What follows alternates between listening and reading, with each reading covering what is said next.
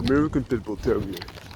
This video will address the absolute elite canine athlete, American Pitbull Terrier. This dog is extremely strong, extremely driven, has a very good cardiovascular possibilities, extreme determination, and is a dog that, as some Frenchies call it, if a dog can do it, a pitbull can do it better. That's not saying that it's on, for example, obedience levels better than all kinds of dogs, but even there they are very good. And why is that? Because they are very good in coping with stress. They can be pressured to extremes and still function very good. And why is that? What made the American Pitbull Terrier such an extremely capable dog?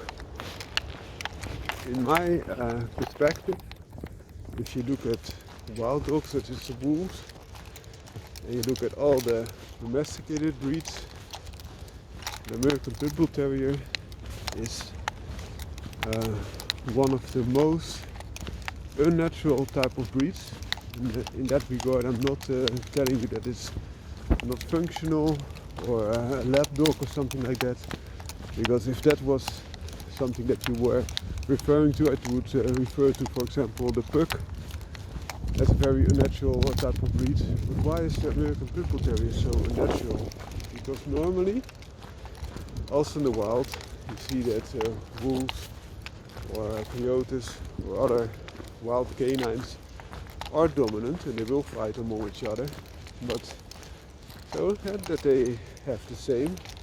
American Pitbull Terrier was honed to be the best pit gladiator ever, and they are.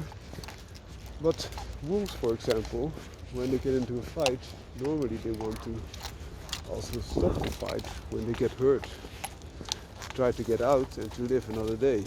And that's exactly what the American Pitbull Terrier was not bred to do. It was a dog that would go on and on, even though he was heavily wounded, losing blood, broken bones, you name it. Regardless, it was expected to continue. And why? Because there were wages on that match, and a dog that would stop was of far less value than a dog that would not. So if you had a dog that would win, there was a dog that would be bred and could also make you rich, so you could breed it even more, etc. And in that way they have developed all kinds of strains. Some are very game and they have enormous endurance. Others are very capable gladiators, so that they don't have to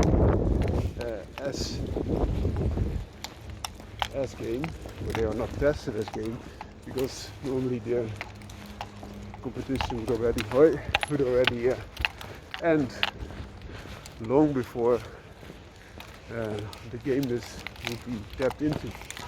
But even though then, if they had such a capable gladiator, very often those breeders would still test if the dog was game enough before going into that match.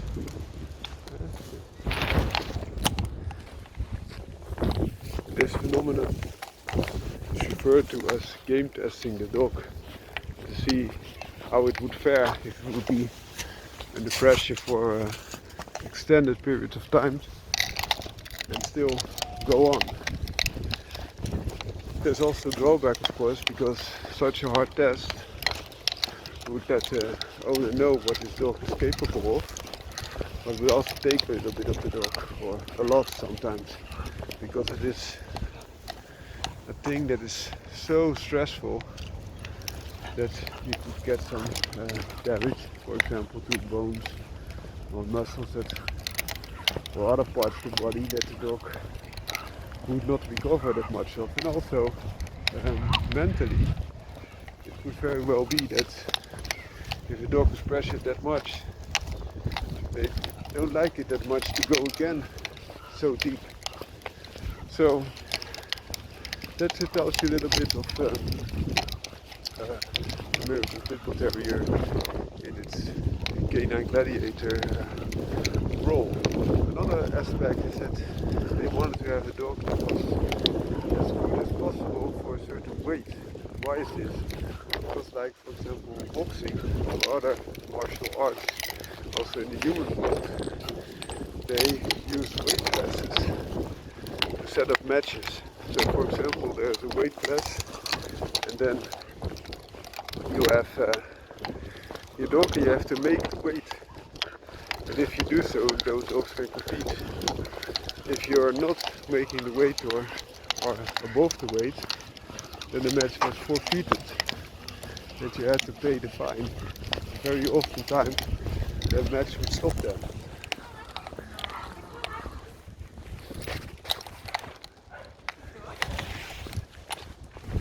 Little Amstaffy pup, the blue collar.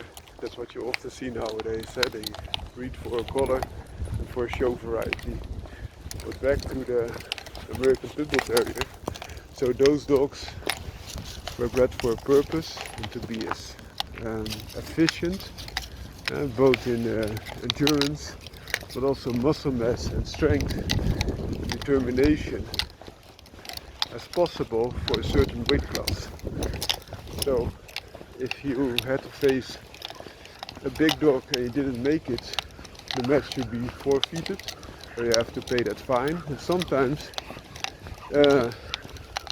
also the opponent will tell you, okay, you can still go ahead, and then the match took place. But otherwise, yeah, you had done everything for nothing. But also the opponent, of course, because it is not a nice thing. For example, if you would be a boxer and you have to face a boxer that is 10 kilograms heavier than the rules you set upon. And it's the same with those game dogs. Of course, a bigger dog will be able to do more damage than a smaller dog.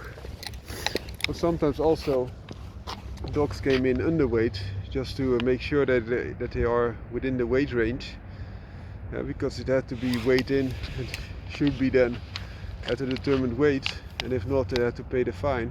And if they are brought in below weight, of course it would be a lot harder to still compete. It could be that the dog went ill or was over-conditioned, or something else happened that gave it a little bit of a setback. Hoi hoi! Hoi! And this gives you some of those insights that they had. And also another important factor is if your dog would bite you during the match, your opponent, handler of the opponent dog, or the referee, that all were in the pit together with those dogs fighting, then it would be disqualified. The disqualified dog is a dog that loses, even though it might be the winning dog in the canine interaction. Also, therefore, that's very human-friendly dogs in general. And this is a tradition that they took over from England, where they had the Bull Terrier, which is the ancestor to the American Pitbull Terrier. And now we go a little bit on the development of the American Pitbull Terrier. So it started all with the molosses that sometimes also were brought in to fight other animals, for example in the Roman Colosseum. And they even used a lot of the English, because the UK was part of the Roman Empire, red dogs, because they were so courageous and strong. molosser, they developed. Why did they do this? Because common folks were not allowed to keep those molosses anymore, and also molosses very hard to in the upkeep because it's such a big